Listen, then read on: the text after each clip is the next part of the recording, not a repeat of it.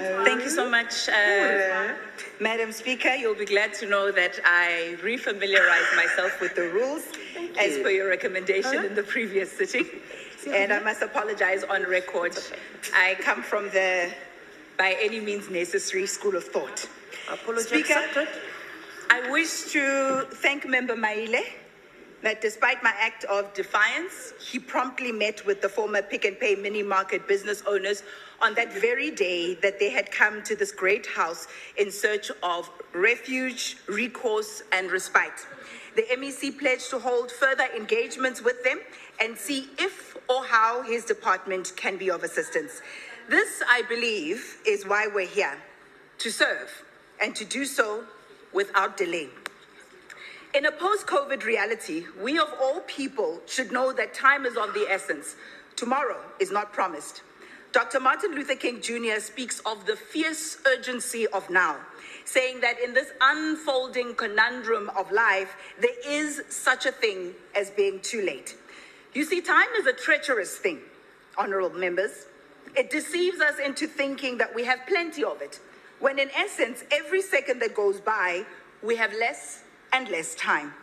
If this House does not act with a sense of urgency, we'll soon find that justice delayed can indeed be justice denied, as we have seen with the tragedy of Life Esidimeni. So maybe take it from a political novice, such as myself, someone whose zeal is effervescent and has not yet become dull with time. We must honor our promises to revisit the report, which predates this administration, which called for a forensic audit into the relationship between family tree holdings and the Gauteng Department of Economic Development. We must honor the promises made to attend to the former Pick and Pay mini market owners whose cries have now reached the fine corridors of power.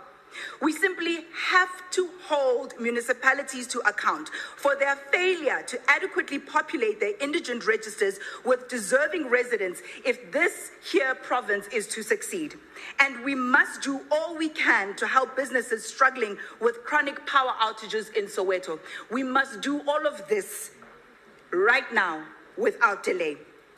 Otherwise, honorable members, the poison that has seeped into the veins of Gauteng's economy will spread.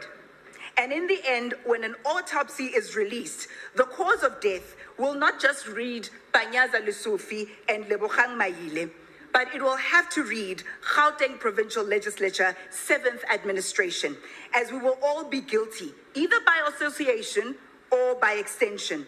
So now is not the time for apathy or complacency. Now is the time for fierce, rigorous, and urgent action. I thank you. Thank you very much, Honorable Ali. Honorable Mogobe.